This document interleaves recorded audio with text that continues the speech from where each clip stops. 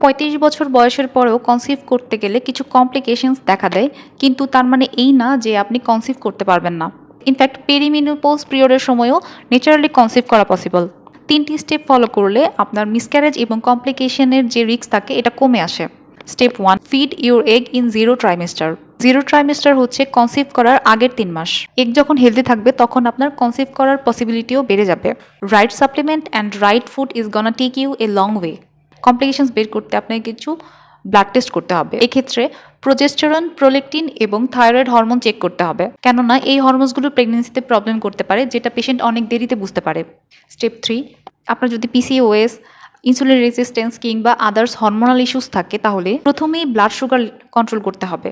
Blood sugar control না করলে অন্য আদার্স যে হরমোনগুলো আছে ওগুলোর ব্যালেন্সও ঠিক হবে না। এক্ষেত্রে রাইট রেশিওতে ইনোসিটল সাপ্লিমেন্ট খুব ভালো হেল্প করবে। এটা ব্লাড সুগার কন্ট্রোল এবং পিরিয়ড রেগুলার দুটোর ক্ষেত্রেই হেল্প করবে।